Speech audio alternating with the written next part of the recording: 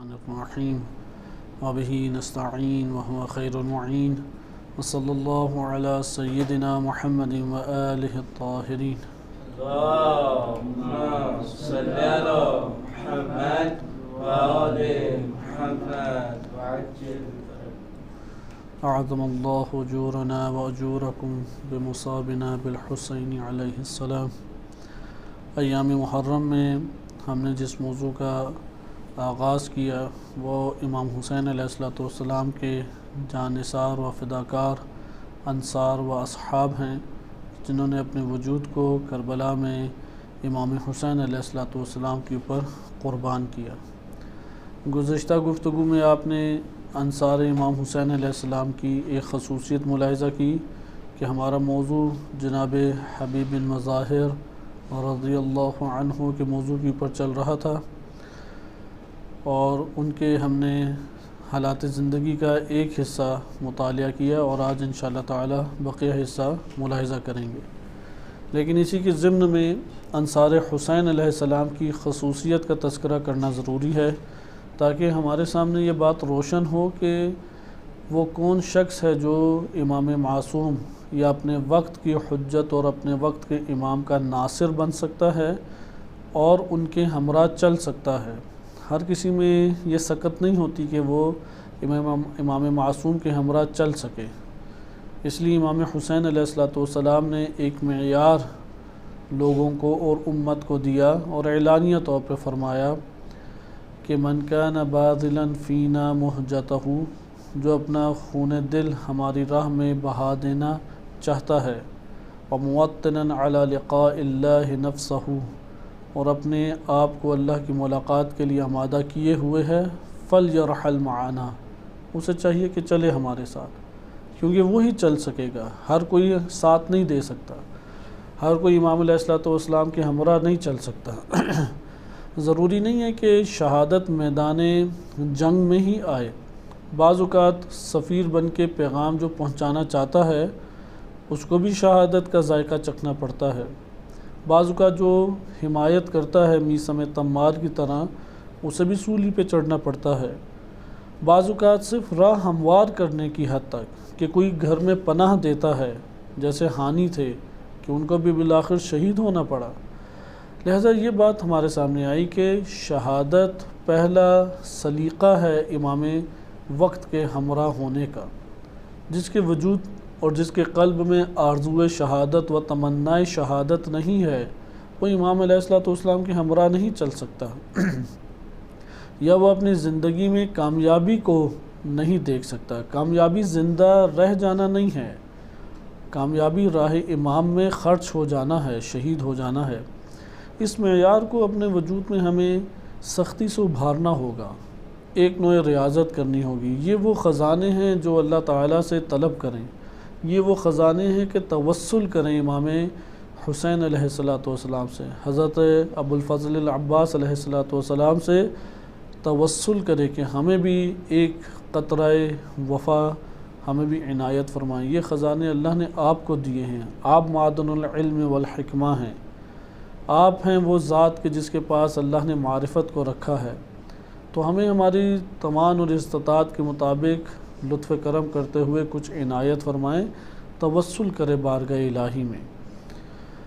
لہذا یہ شہادت کی آرزو اور شہادت کی تمنا اگر حقیقی معنی میں جنم نہ لے تو نصرت امام علیہ السلام جنم نہیں لے سکتی۔ مختلف امور ہوتے ہیں، ضروری نہیں ہے کہ سب نے میدان جنگ میں جا کے لڑنا ہے، مختلف افراد مختلف طرح سے مختلف خدمات انجام دے کے نصرت کو برپا کرتے ہیں۔ مثلا جس نے پیغام لے کے گیا اس نے بھی نصرت کی امام کی، جس نے پیغام سنایا اس نے بھی نصرت کی، جس نے گھر میں ٹھہرایا اس نے بھی نصرت کی، جس شخص نے حمایت اعلانیہ طور پہ کی اس نے ان سب سے بڑھ کر نصرت کی، جو وہاں پہ اس اعلان کی وجہ سے پہنچا اس نے بھی نصرت کی۔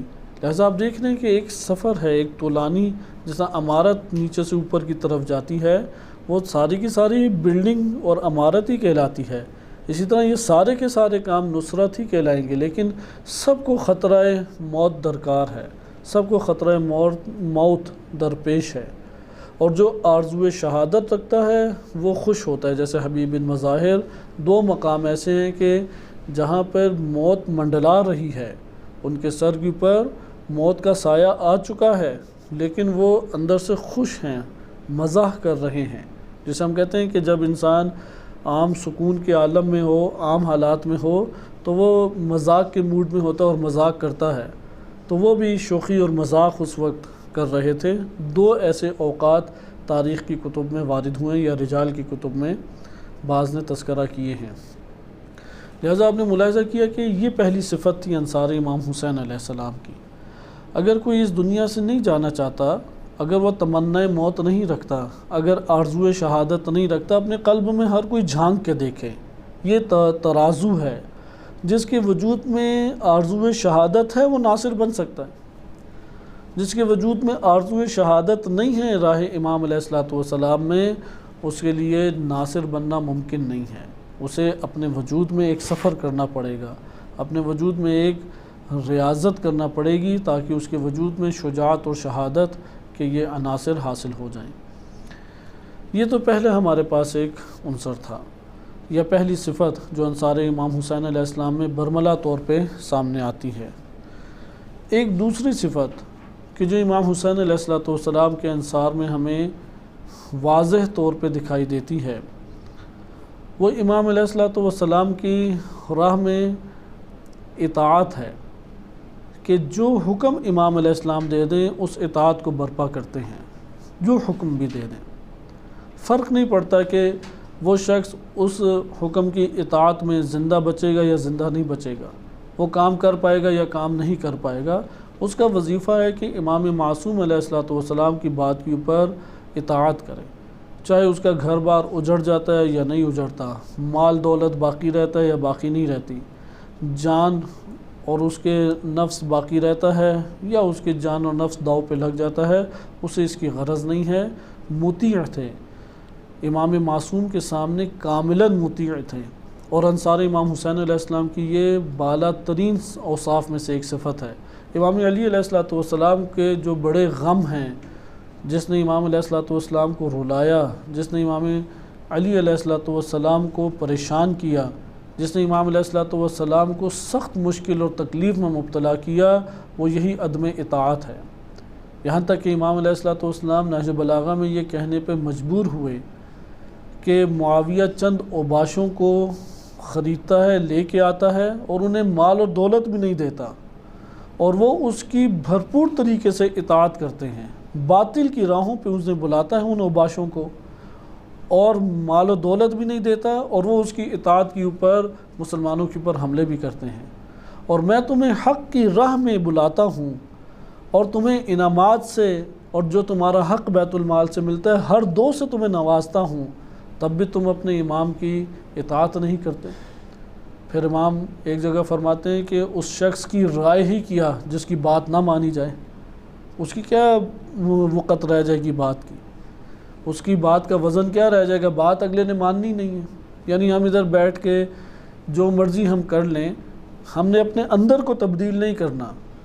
مثلا اطاعت کے درس دے لیں، معرفت کے درس دے لیں، شہادت کی آرزوؤں کے درس دے لیں، اندر برپا نہیں کرنی، تو اس کا کیا فائدہ پھر. یہ امام علی علیہ السلام کو جو ان کا لشکر تھا، اس لشکر کے ساتھ اس طرح کا ٹکراؤ ہوا.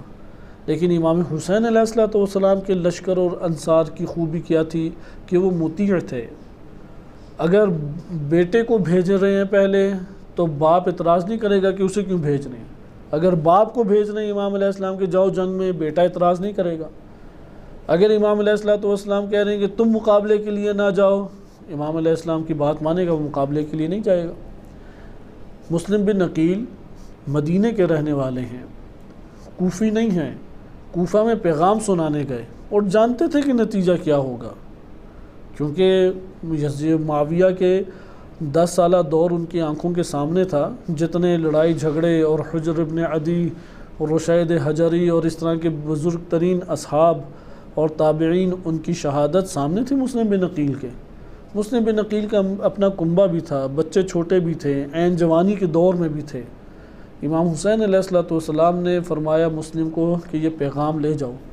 وہاں پہ انہوں نے کوئی ٹال مٹول نہیں کی، وہاں پہ اپنے کنبے اور اپنے قبیلے کے انہوں نے کوئی نوحے اور غم نہیں سنائے، وہاں پہ انکار نہیں کیا مسلم بن عقیل نے، اطاعت کی۔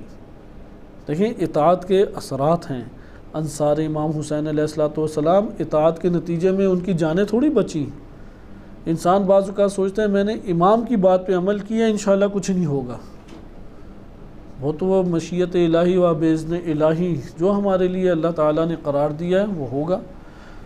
اور حقیقی معیارات بھی یہی ہیں، قرآن کریم بھی یہی درس دیتا ہے۔ قرآن نے تو واضح طور پہ تمنائے موت کو ایمان اور عدم ایمان یا اللہ سبحانہ وتعالیٰ کے محب اور ولی ہونے کا معیار قرار دیا۔ یہودی بڑے نعرے لگایا کرتے تھے اور بڑے شدمت کے ساتھ اپنے آپ کو اللہ کے قریب سمجھا کرتے تھے، جیسے ہر فرقہ ہی یہ تصور کرتا ہے کہ میں اللہ، رسول اور اہل بیت کے مثلا سب سے قریب ہوں۔ اہل حدیث طبقے کو دیکھیں وہ اپنے آپ کو سب سے زیادہ اللہ تعالیٰ کے قریب سمجھتے ہیں۔ بریلویوں کو دیکھیں وہ رسول اللہ کے صلی اللہ علیہ وسلم کے قریب سب سے زیادہ اپنے آپ کو سمجھیں گے۔ مکتب تشیع کی طرف آ جائیں وہ اہل بیت علیہ السلام کے قریب اپنے آپ کو سب سے زیادہ سمجھیں گے بقیہ کی نسبت۔ یہودیوں میں بھی ایک یہ امر پایا جاتا تھا، آج بھی دیگر ادیان میں یہ چیزیں پائی جاتی ہیں کہ وہ اپنے آپ کو قریب سمجھتے ہیں۔ سورہ جمعہ میں اور قرآن کی بعض دیگر آیات میں بھی اللہ سبحانہ وتعالیٰ نے یہ معیار دے دیا کہ قُلْ يَا أَيُّهَا الَّذِينَ هَادُوا إِن زَعَمْتُمْ أَنَّكُمْ أَوْلِيَاءُ لِلَّهِ مِن دُونِ النَّاسِ کہ یہودیو تم اگر اللہ کے ولی ہو اور سب سے قریب ہو اور اس کے دوست ہو اور اس کے خاص بندے ہو بقیہ لوگوں کی نسبت، فَتَمَنَّوُا الْمَوْتَ إِن كُنتُمْ صَادِقِينَ تو تمنائے موت کرو اگر سچے ہو تو، وَلَا يَتَمَنَّوْنَهُ أَبَدًا بِمَا قَدَّمَتْ أَيْدِيهِمْ وَاللَّهُ عَلِيمٌ بِالظَّالِمِينَ وہ کبھی بھی موت کی تمنا نہیں کریں گے۔ کیوں؟ اس کی وجہ یہ ہے کہ جو انہوں نے اعمال اور بدعمالی انجام دی ہیں اور ان بدعمالیوں کی وجہ سے ظلم جو انہوں نے اپنے نفس پر کیا ہے اس کی وجہ سے کبھی بھی وہ موت کی تمنا نہیں کریں گے۔ ضروری ہے کہ پہلے اس ظلم سے چھٹکارا حاصل کیا جائے۔ بالفاظ دیگر کوئی پوچھے کہ ہم بڑی کوشش کرتے ہیں کہ شہادت کی آرزو پیدا ہو جائے، بڑی ہماری خواہش ہوتی ہے کہ اطاعت کریں لیکن ہوتی نہیں ہے، کیسے کریں؟ سوال تو یہ پیدا ہوتا ہے ہم میں سے ہر کوئی چاہتا ہے کہ کچھ تو شہادت کی آرزو پیدا ہو، جیسے شہید قاسم سلیمانی اللہ سبحانہ وتعالیٰ ان کے اوپر رحمت نازل فرمائے، ان کے اندر جذبہ شہادت اس قدر زیادہ تھا کہ وہ ایام جو اللہ تعالیٰ نے قبولیت دعا کے لیے ایام قرار دیے ہیں، وہ راتیں جو اللہ تعالیٰ نے قبولیت دعا کے لیے قرار دی ہیں کہ جس میں کہا گیا ہے کہ حتماً و حتماً دعا قبول ہوتی ہے، اس میں وہ صرف شہادت کی دعا قبول کیا کرتے تھے، اس میں اللہ تعالیٰ سے شہادت ملنے کی، ابھی تو ہمیں تمنائے شہادت کی بھی دعا کرنی چاہیے کہ یا اللہ میرے دل میں تمنا تو پہلے پیدا ہو، مرنا تو مجھے پتہ ہے، اور جب مرنا ہے تو اللہ تعالیٰ نے تاخیر نہیں کرتی، وَلَن يُؤَخِّرَ اللَّهُ نَفْسًا إِذَا جَاءَ أَجَلُهَا قرآن کی بعض آیات میں واضح طور پہ پیغام الہی آ گیا، وَلَن يُؤَخِّرَ اللَّهُ نَفْسًا ایک شخص کو بھی اللہ تاخیر نہیں کرے گا، إِذَا جَاءَ أَجَلُهَا جب اس کا وقت موت آ گیا۔ اب جب یقین ہے کہ وقت موت آنا ہے، یقین ہے وقت موت آنا ہے، تو تمنائے شہادت اندر نہیں ہے تو پھر تو خالی مریں گے۔ قرآن کریم نے موت اور قتل میں فرق کیا، مات و قتل، اس لیے موت کا لفظ استعمال نہیں کیا کہ جو اللہ کی راہ میں مارے جائیں، یعنی قتلوا فی سبیل اللہ امواتا، کہ انہیں تم یہ نہ کہو کہ جو اللہ کی راہ میں قتل کر دیے جاتے ہیں انہیں اموات نہ کہو، انہیں مردہ نہ کہو، انہیں موت نہ کہو۔ لہٰذا موت تو آئے گی، اب ہمیں آنکھوں سے نہیں دکھائی دیتا موت میں اور قتل میں، موت میں اور شہادت میں فرق کیا ہے، ہمیں یہ نہیں دکھائی دیتا، لیکن اللہ سبحانہ وتعالیٰ نے ان حقائق کو رکھا ہے۔ لہٰذا انصار امام حسین علیہ السلام، ناصر امام مہدی علیہ السلام بننے کے لیے یہ معیار ضروری ہے جو اللہ سبحانہ وتعالیٰ قرآن میں بیان فرما رہا ہے کہ موت کے منتظر رہو، نہ کہ تم موت سے فراری بنو۔ قُلْ إِن كُنتُمْ تَفِرُّونَ مِنْهُ فَإِنَّهُ مُلَاقِيكُمْ کہ اگر تم اس موت سے فرار کرو گے کہ جسے اللہ تعالیٰ نے حتمی قرار دیا ہے تو وہ تمہیں آ گھیرے گی۔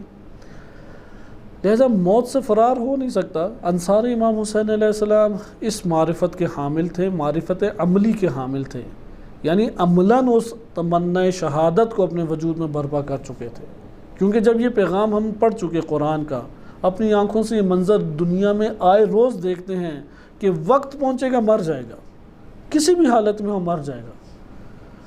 اب یہ اللہ تعالیٰ نے ہمیں اختیار دیا ہے، موت کا اختیار نہیں دیا، مرنے کا اختیار ہمارے ہاتھ سے باہر ہے۔ وہ جو اللہ تعالیٰ نے قرآن میں کہہ رہا ہے وَلَن يُؤَخِّرَ اللَّهُ نَفْسًا إِذَا جَاءَ أَجَلُهَا، کہ اللہ تاخیر نہیں کرے گا جب وقت اجل آ جائے۔ یہ وقت اجل نہ صدقے سے ٹلے گا، نہ دعاؤں سے ٹلے گا، نہ کسی اور معجزے سے ٹلے گا۔ وہ تو وقت موت جب ہے وہ آئے گا ہی آئے گا، کیونکہ وہ حتمی علم اللہ تعالیٰ کے ہے۔ لیکن اس کا اختیار نہیں ہے تو دو چیزوں کا اختیار ہے، میرے اور آپ کے پاس دو چیزوں کا اختیار ہے، اور انصار امام حسین علیہ السلام کی یہی خصوصیت ہے اس میں۔ پہلی چیز کا اختیار یہ ہے کہ میں تمنا موت اندر رکھتا ہوں۔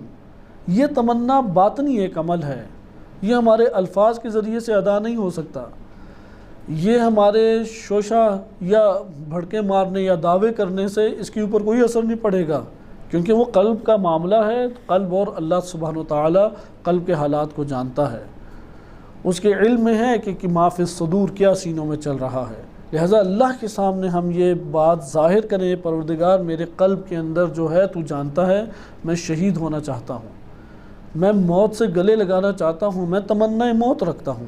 یہ ہمارے اختیار میں ہے، تمنا کو برپا کریں۔ نمبر دو جو ہمارے اختیار میں ہے، ہمارے اختیار میں یہ ہے کہ کس حالت میں موت آئے۔ آیا گناہ کی حالت میں موت آئے، ارادہ گناہ اور نیت گناہ اندر چھپائی ہوئی ہو، اس کے اوپر موت آئے، کیونکہ موت تو آ جائے گی۔ اس موت کے وقت میں اور آپ کس حالت میں ہیں یہ تو اللہ نے اختیار دیا ہے۔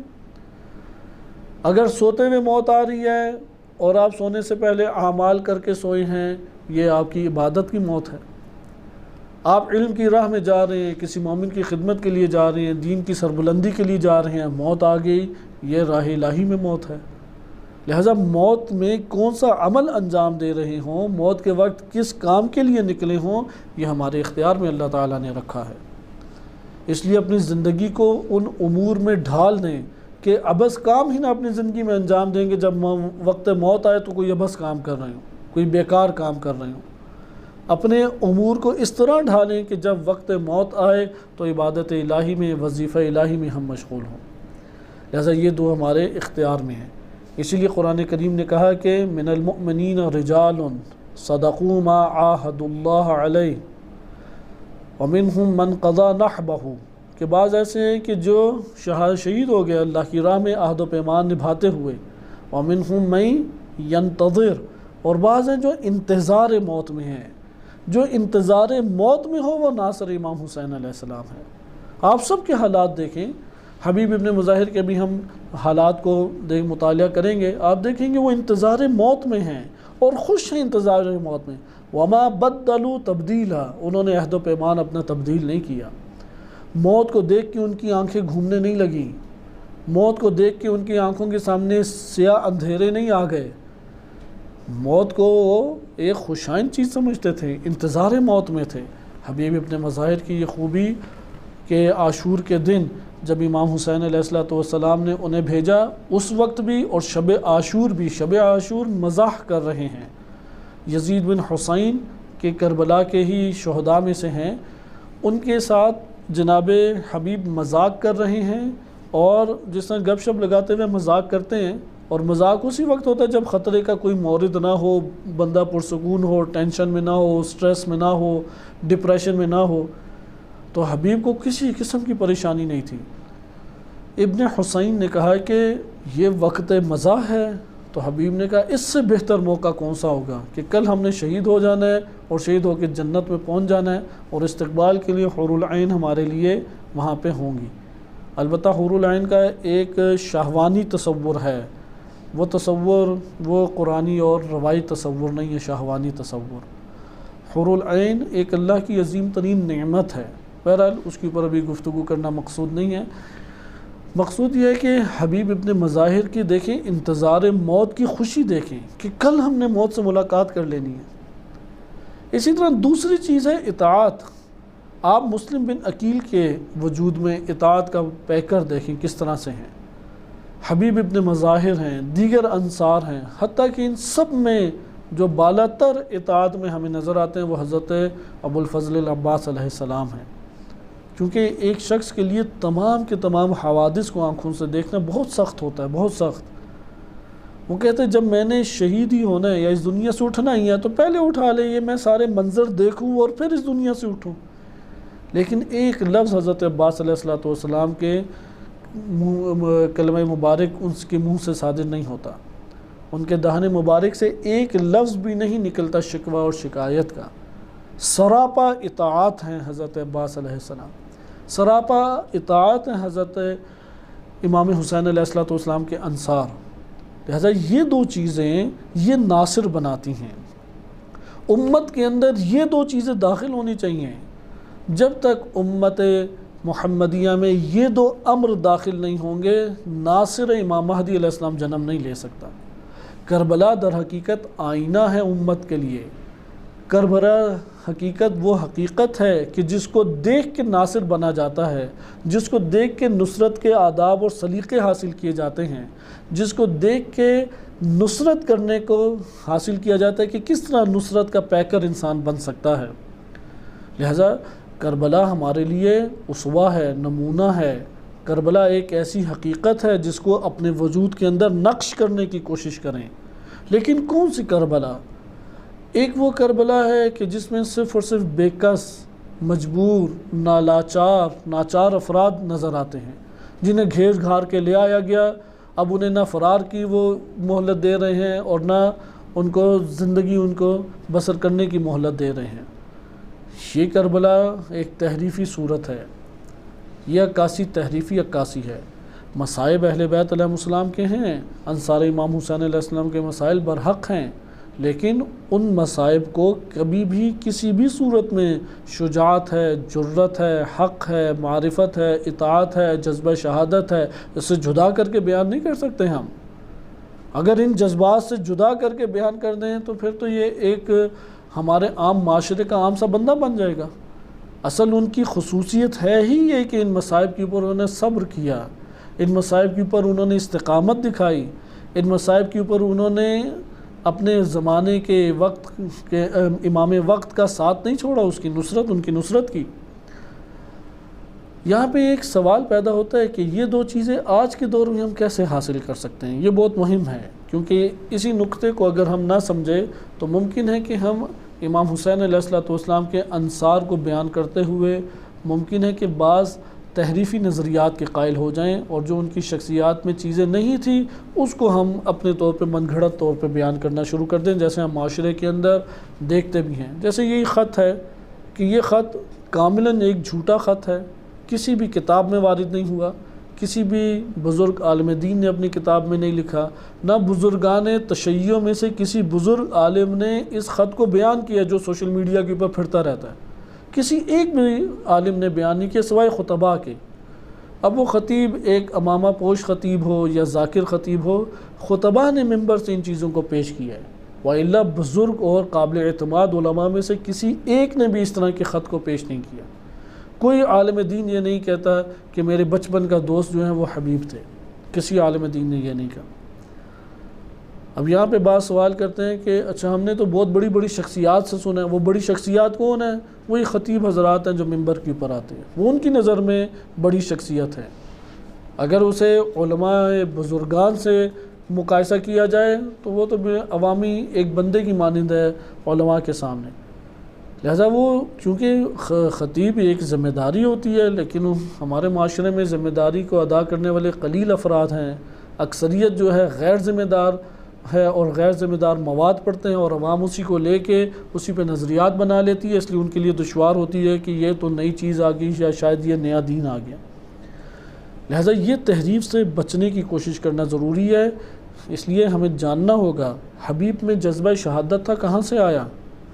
حبیب میں اطاعت کا جذبہ تھا، کہاں سے آیا؟ مسلم بن اوسجہ ہیں، بنی ہاشم کے سب افراد تو ادھر موجود نہیں تھے، اکابر بنی ہاشم سارے کے سارے موجود نہیں تھے کربلا، انسان بعض اوقات تصور کرتا ہے کہ بنی ہاشم کے تمام افراد مرد زن بچے ادھر موجود تھے، ایسا قطعاً نہیں ہے۔ بنی ہاشم کا ایک حصہ امام حسین علیہ السلام کے ساتھ آیا۔ بنی ہاشم بہت بڑا قبیلہ ہے، اس میں عباسی بھی ہیں، اس کے اندر علوی بھی ہیں، اس کے اندر دیگر افراد بھی موجود ہیں۔ حضرت عبد المطلب کے 11 بیٹے تھے، ان 11 میں سے 10 بیٹے جو ہیں وہ مسلمان ہوئے۔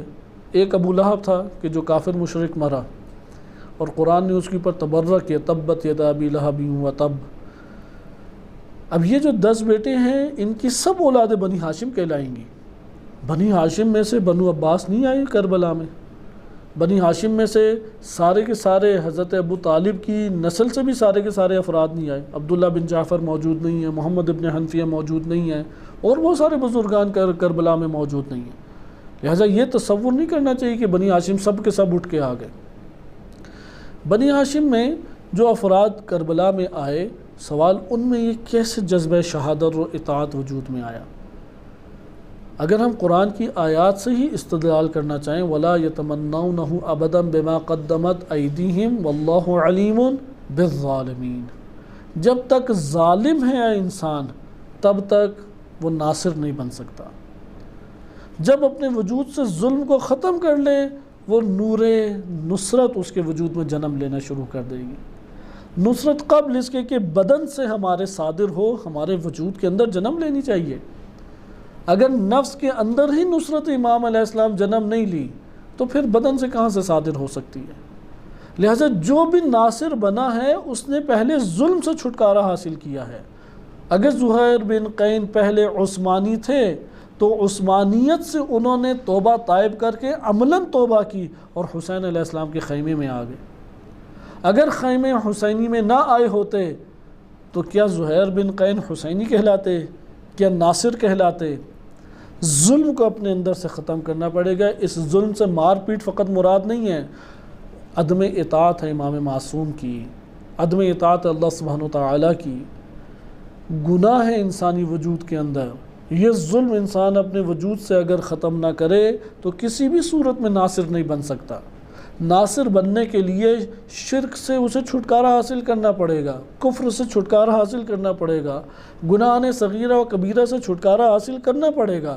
اور ممکن ہے کہ ایک رات کے اندر سفر طے کر لے جیسے حر تھے، کیونکہ انصار امام حسین علیہ السلام کا مطالعہ کریں تھوڑا حوصلہ انسان کا بڑھ جاتا ہے۔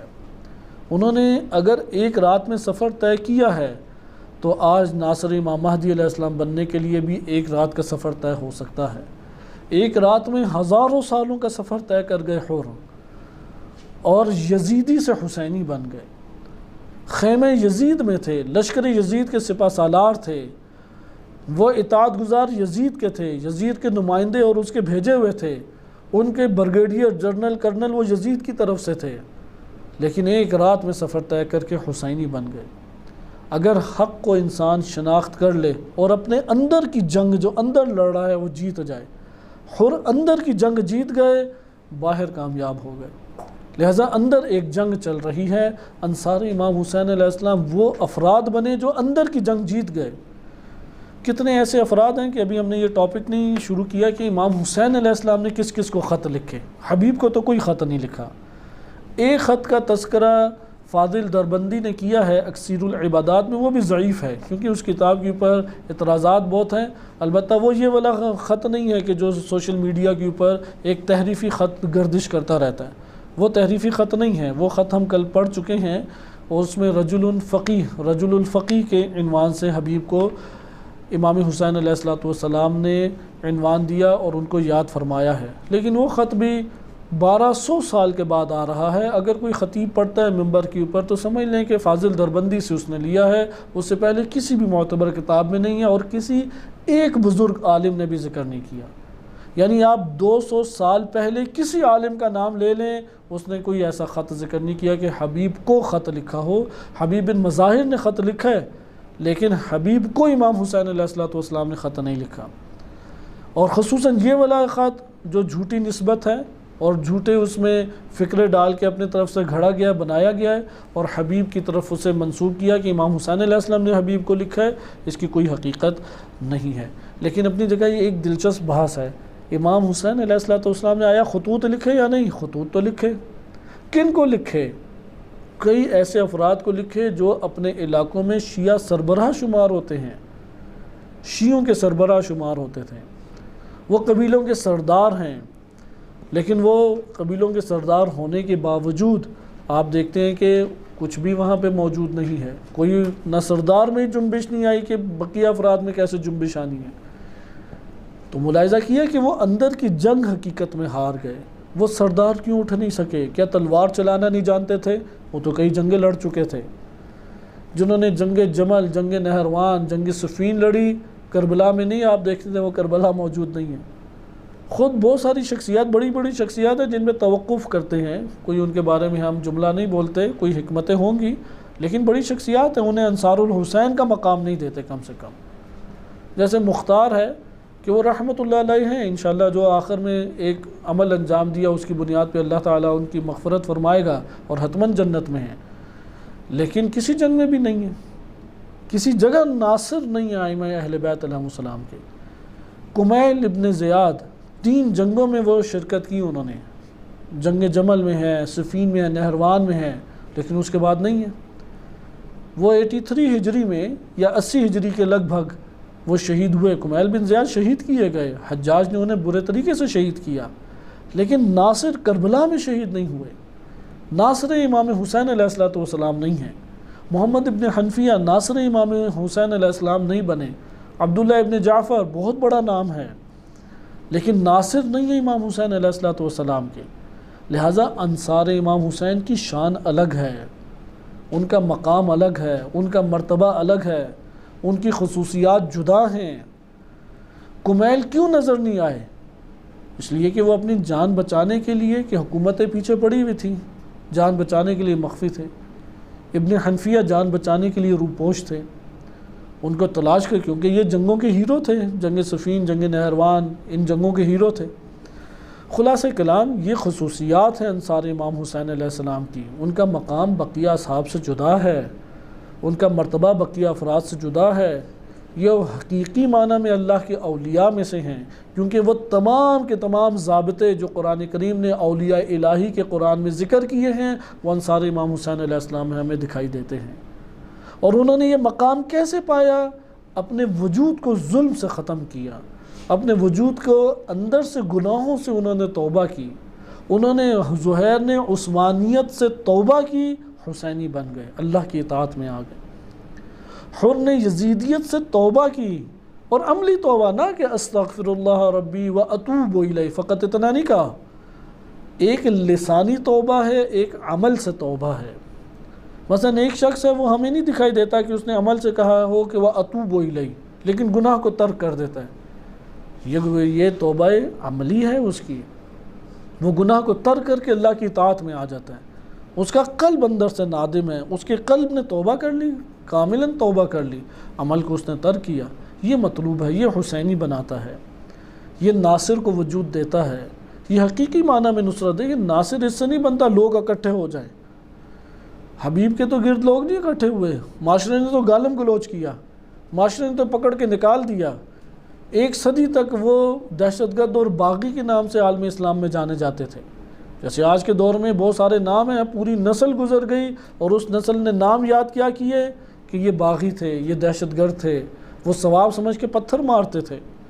شام کی گلیوں میں خصوصی طور پہ عوام الناس جمع ہوئے، عاشوراء کے دن کو انہوں نے متبرک اور خوشی کا دن قرار دیا اور کہا کہ آج اس ریاست اور اس ملک کے سب سے بڑے دہشت گرد قابو میں آ گئے ہیں، اور لوگوں نے اس کے اوپر عمل کیا، یقین کیا، جیسے ہمارے پاکستان ٹی وی کے اوپر شائع ہو جائے اور پوری عوام میں شائع ہو کہ اب ہم نے اصل سرغنہ دہشت گردوں کے پکڑ لیے ہیں اور انہیں واقعی سزا دے دی ہے، اور وہ دیکھیں ابھی اس شہر سے گزریں گے اور لوگ بدترین طریقے سے ان لوگوں سے اپنا بدلہ لے سکتے ہیں یا نفرت کا اظہار کر سکتے ہیں۔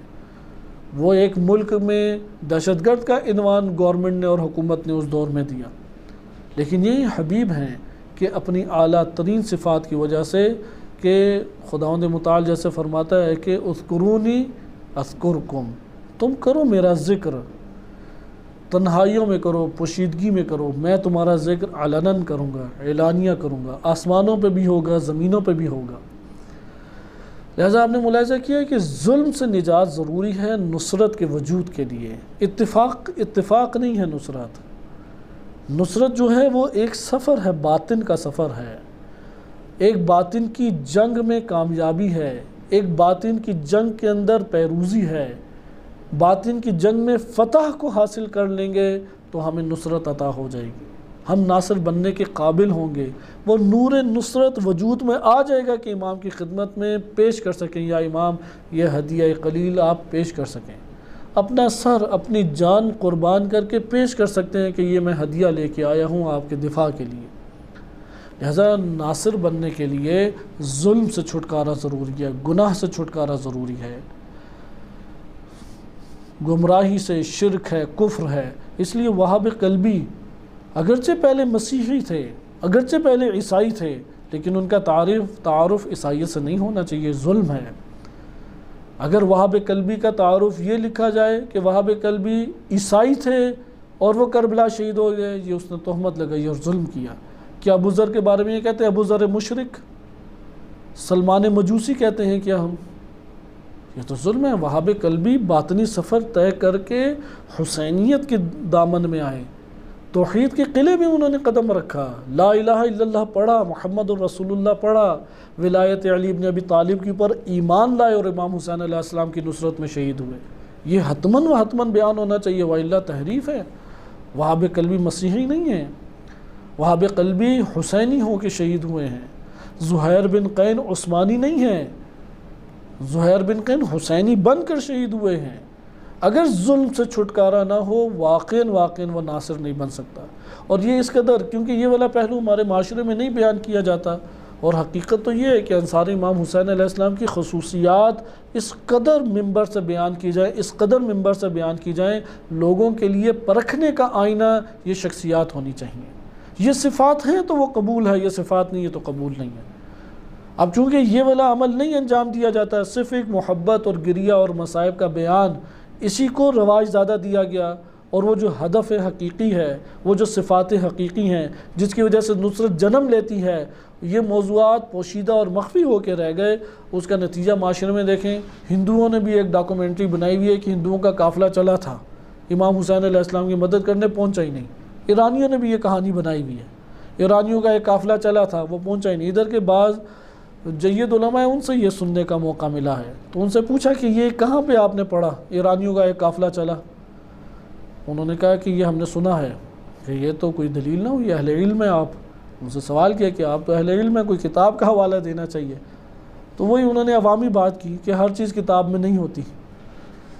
پھر ہر چیز کتاب میں نہیں ہوتی تو پھر کہاں سے آپ ہندو بھی صحیح ہیں؟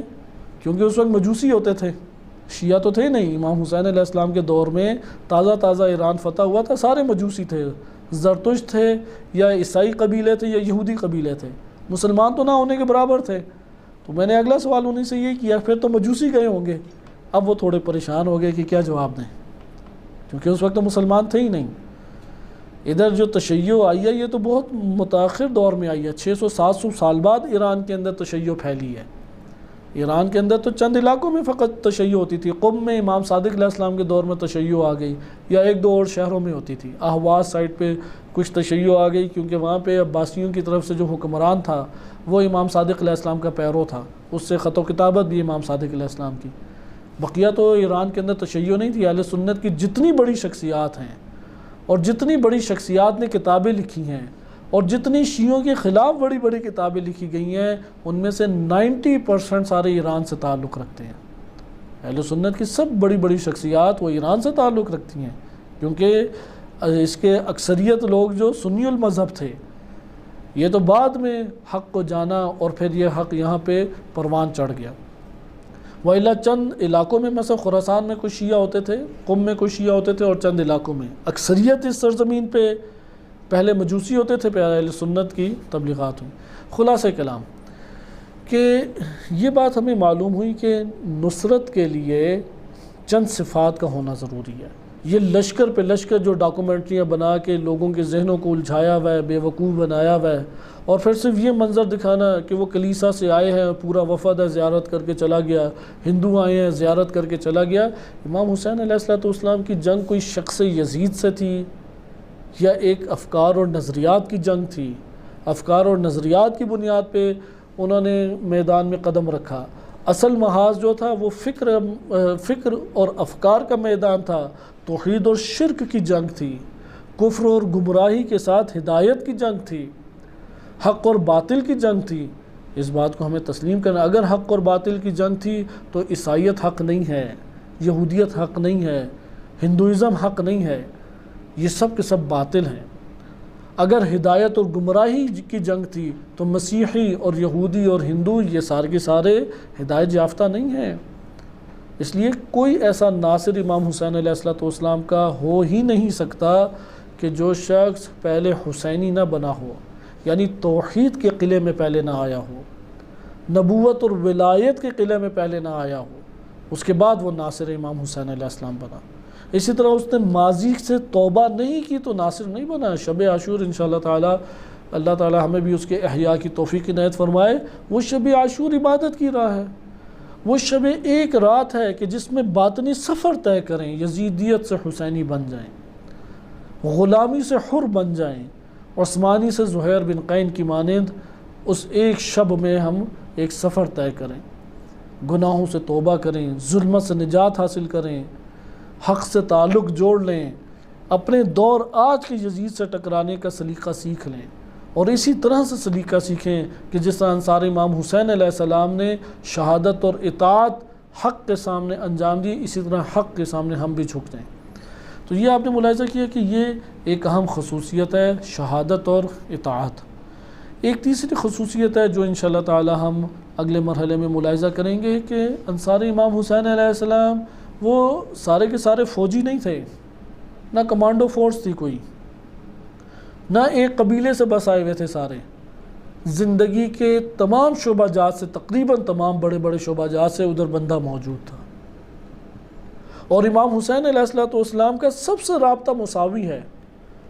اگر ایک آقا اور مالک ہے اور وہ شہید ہو رہا ہے تو امام جس طرح اس کے پاس گئے ہیں تو غلام کے پاس بھی اسی طرح سے گئے ہیں، غلام سے بھی اسی طرح سے الفت اور محبت کا اظہار کیا ہے، غلام کے لیے بھی امام حسین علیہ السلام نے گریہ فرمایا ہے، غلام سے بھی عشق اور محبت اور مودت کا اظہار امام حسین علیہ السلام نے فرمایا ہے۔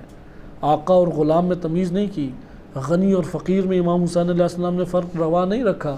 وہ ناصر ہے، نصرت کے میدان میں ہے، صف نصرت میں موجود ہے۔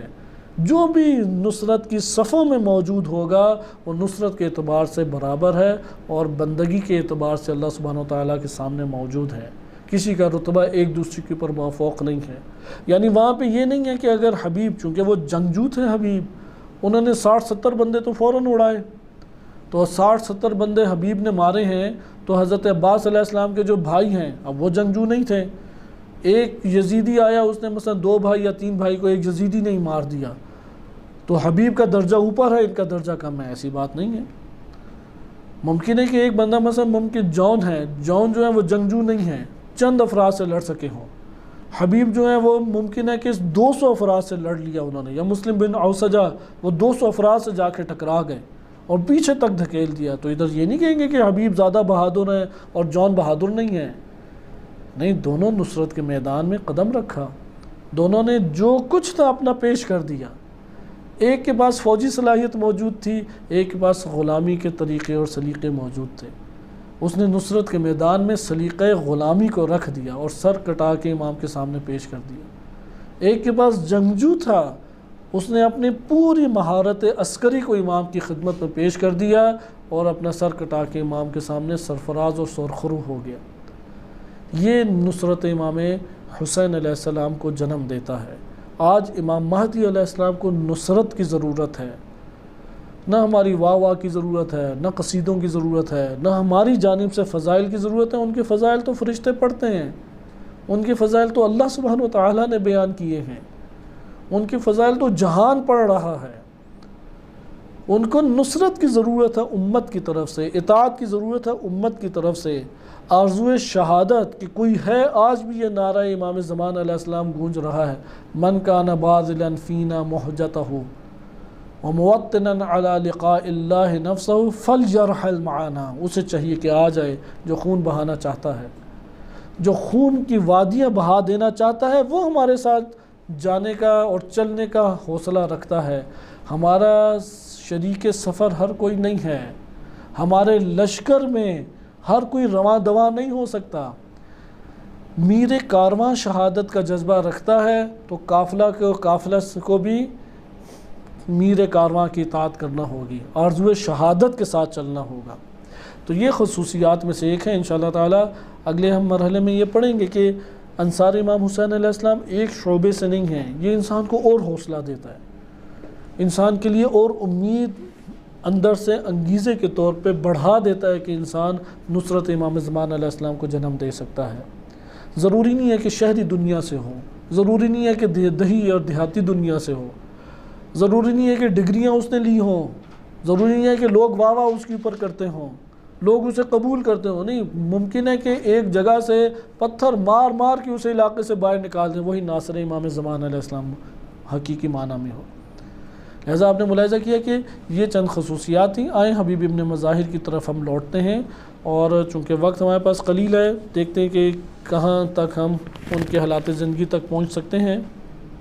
حبیب بن مظاہر کا کتب میں معتبر ذرائع سے اگر آپ سندی تحقیق کر کے مطالب لینا چاہیں تو آپ کو بس اتنا ہی ملے گا کہ حبیب ابن مظاہر بنی اسد سے تھے اور کربلا میں شہید ہوئے امام حسین علیہ السلام کے ہمراہ، اور انہوں نے انتہائی فداکاری اور جانثاری دکھائی۔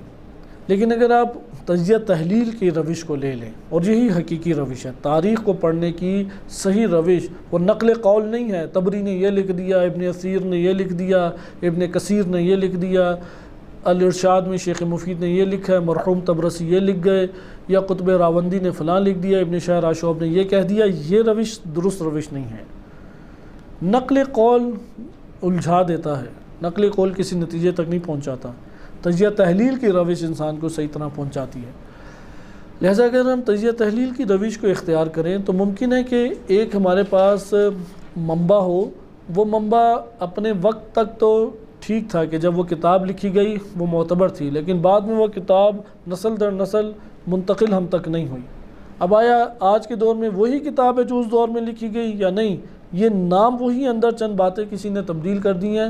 اس طرح کے مسائل علمی دنیا میں تحقیق کی صورت میں آ جاتے ہیں، لیکن اگر آپ تجزیہ تحلیل کریں تو بہت ساری چیزیں آشکار ہونے لگ جاتی ہیں۔ مثلا بعض معتبر ذرائع سے باتیں پتہ لگ جائیں گی، بعض قدیمی منابع و ذرائع میں ہونے کی وجہ سے ہمیں بعض باتیں پتہ لگ جائیں گی، ایک دوسرے سے پھر انہیں ملائیں تو ہمارے سامنے کئی حقائق روشن اور آشکار ہوتے ہیں۔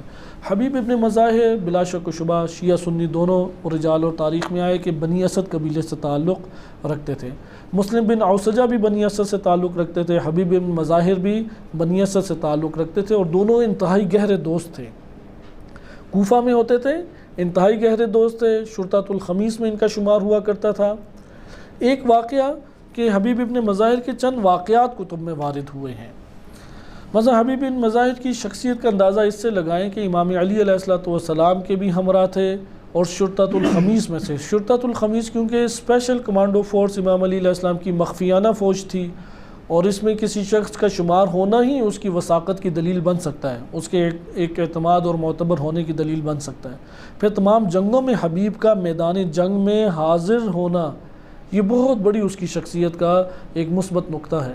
پھر حبیب صلح امام حسن مجتبیٰ علیہ السلام نے کسی قسم کا اعتراض نہیں کیا، حالانکہ جنگجو تھے، کسی قسم کا اعتراض نہیں کیا، اور جیسا امام حسن مجتبیٰ علیہ السلام نے کیا کہا ویسا حبیب نے انجام دیا۔ یہ اطاعت کی بہت بڑی دلیل ہے۔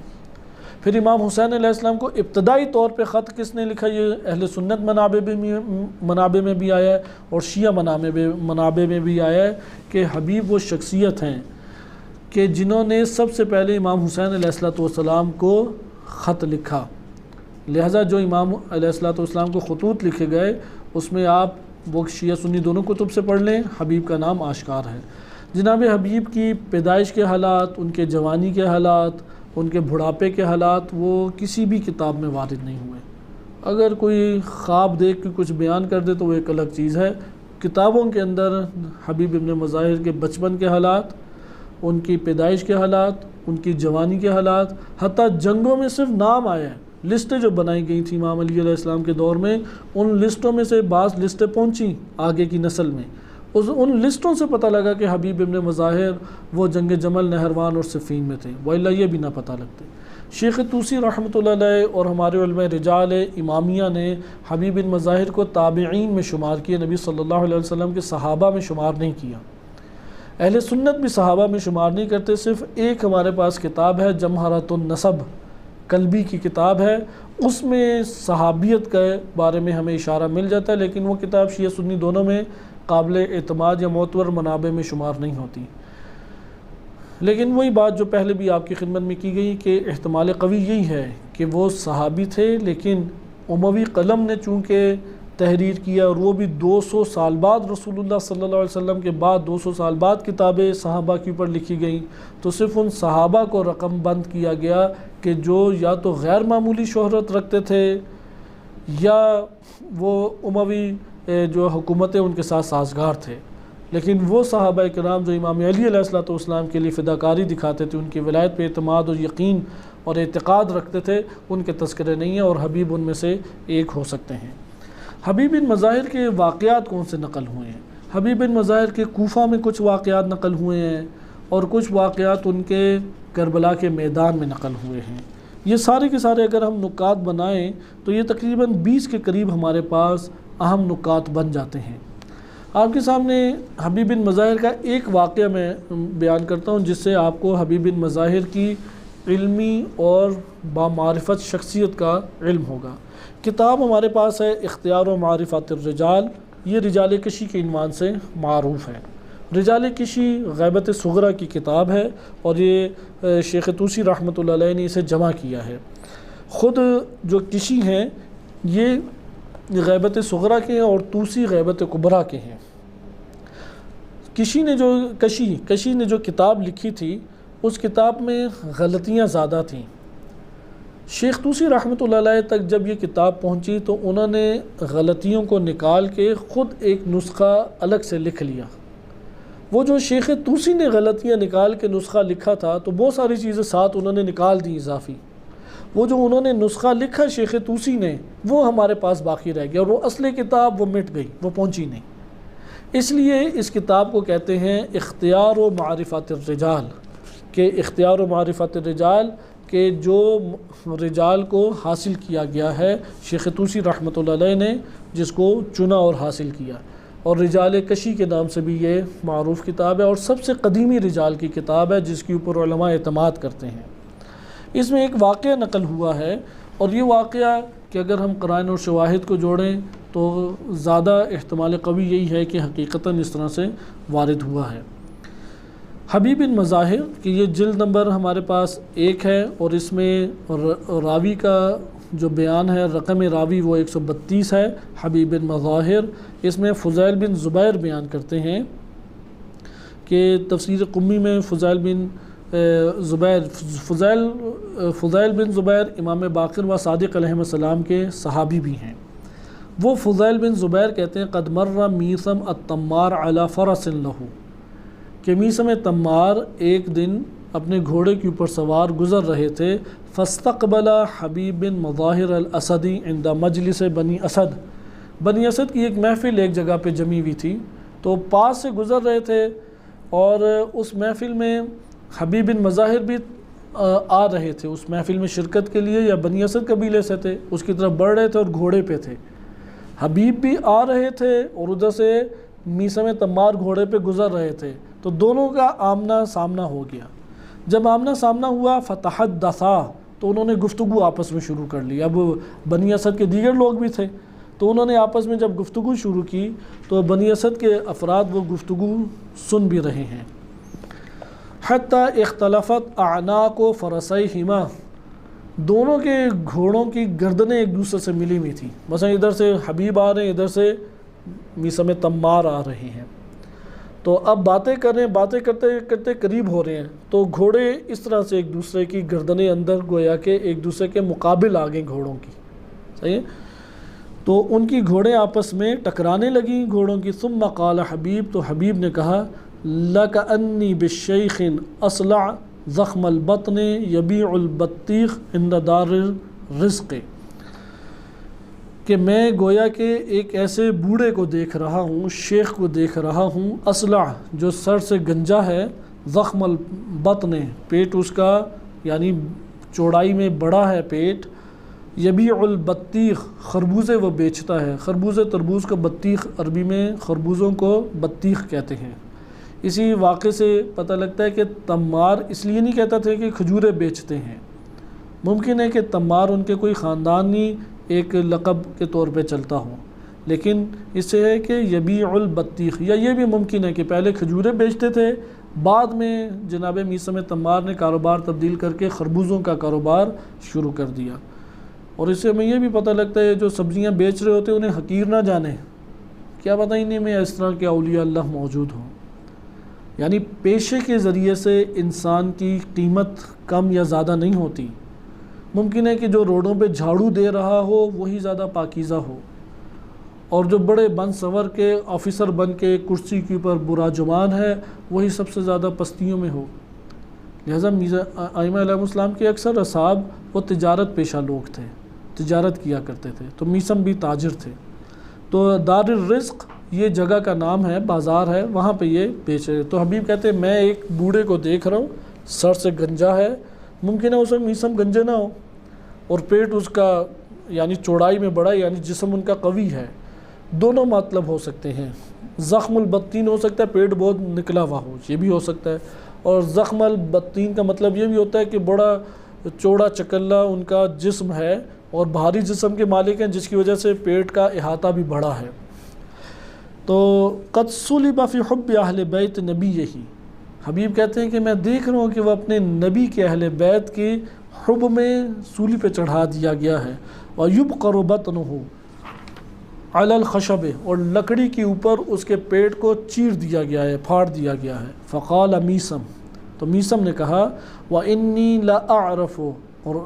لَأَعْرِفُ رَجُلًا، کہ میں ایک ایسے شخص کو جانتا ہوں، احمر جو سرخ ہے، کیونکہ حبیب بن مظاہر سرخ و سفید تھے، یعنی گورے تھے، سیاہ رنگت نہیں تھی حبیب کی، کہ احمر کہ سرخ مائل ہے، سرخی ان کے اوپر چھائی ہوئی ہے، لہو ظفیرتان یخرج لینصر ابن بنت نبی، یہی ظفیرتان کہتے ہیں کہ ان کے تھوڑے بال باہر نکلے ہوئے تھے، چوڑے بال تھے، جیسے ہوتے ہیں نا زلفیں تھوڑی سی نکلے ہوئی ہونا، تو آپ کہہ لیں تھوڑی سی ان کی زلفیں بڑی ہوئی تھیں۔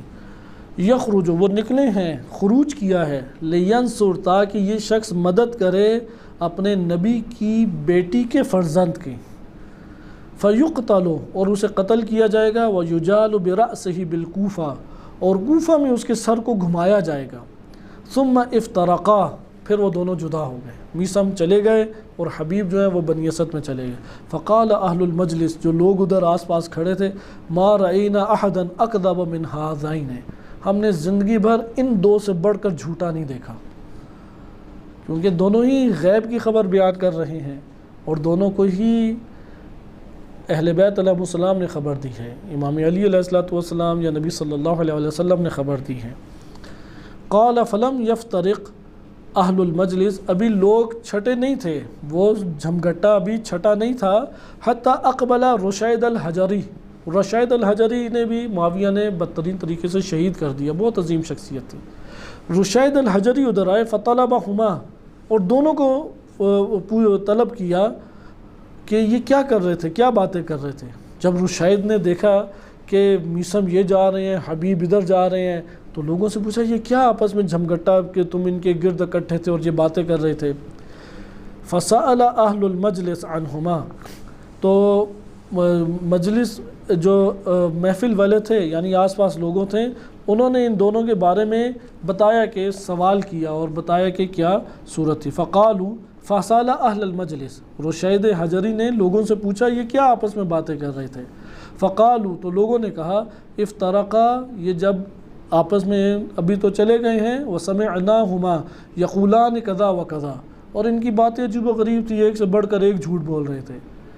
ایک کہہ رہا تھا کہ بھائی تو سولی پہ چڑھے گا اور حب اہل بیت میں تو شہید کیا جائے گا اور پیٹ تیرا چیر دیا جائے گا، اور دوسرا کہہ رہا تھا کہ تو جو ہے لال سرخ ہوگا، قتل کیا جائے گا، نصرت کے لیے نکلے گا، فرزند بنت رسول صلی اللہ علیہ وسلم کے لیے۔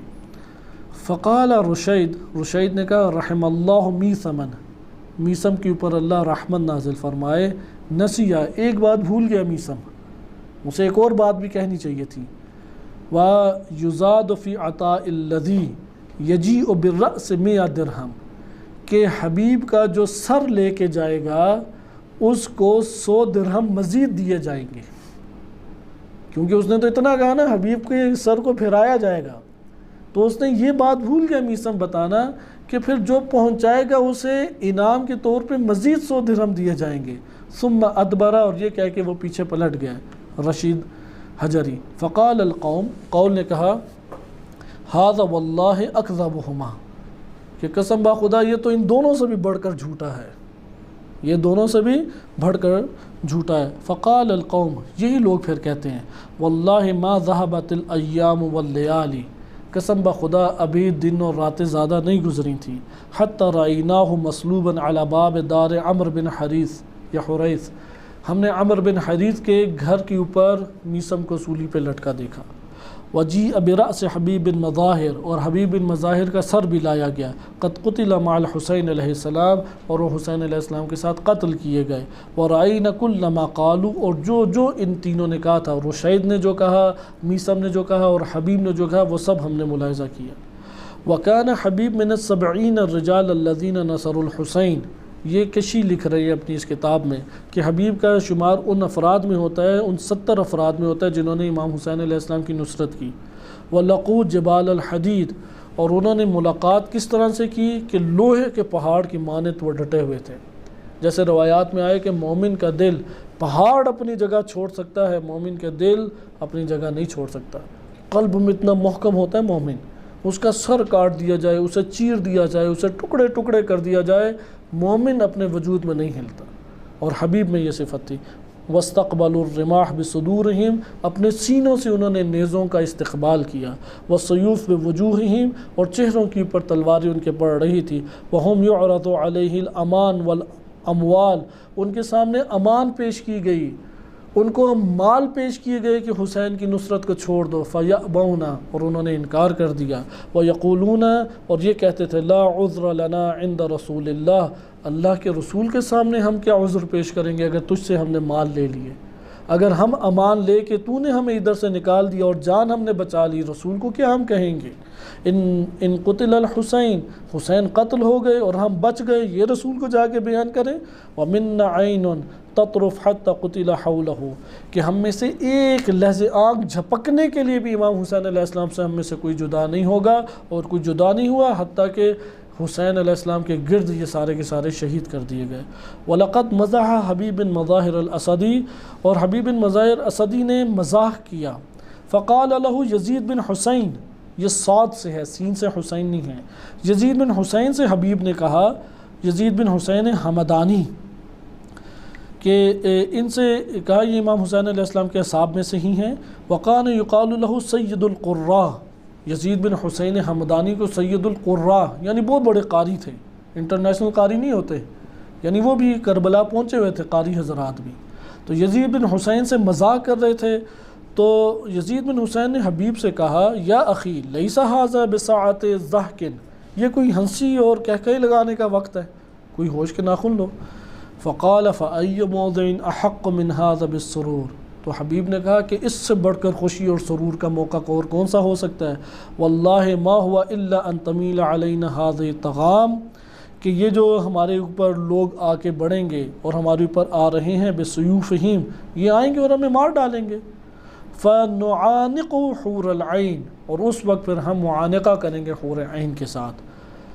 یہ ہمارے پاس کشی کی عبارتیں تھیں، اور کشی نے یہ کہاں سے لیا ہے کہ خود کہتے ہیں ھذہ الکلمہ مستخرجۃ من کتاب المفاخر الکوفہ والبصرہ، ایک کتاب ہے مفاخر الکوفہ والبصرہ، یہ بات میں نہیں پہنچی ہم تک، اس سے کشی نے یہ سارا کا سارا بیان لیا، اور یہ حبیب کا ایک نوع تعارف ہے جس سے ان کی عظمت علمی بھی پتہ لگتی ہے، مقام کی بلندی بھی پتہ لگتی ہے، اور اسی روایت کی وجہ سے ہمارے بعض علماء صاحب سر میں شمار کرتے ہیں۔ اصحاب میں صاحب سر ایک خاص مرتبہ ہے، خاص قسم کے اصحاب ہوتے تھے، جیسے میثم ہیں، جیسے رشید حجری ہیں، حبیب بھی ان میں سے ہیں۔ وصلی اللہ علی سیدنا محمد وآلہ الطاہرین۔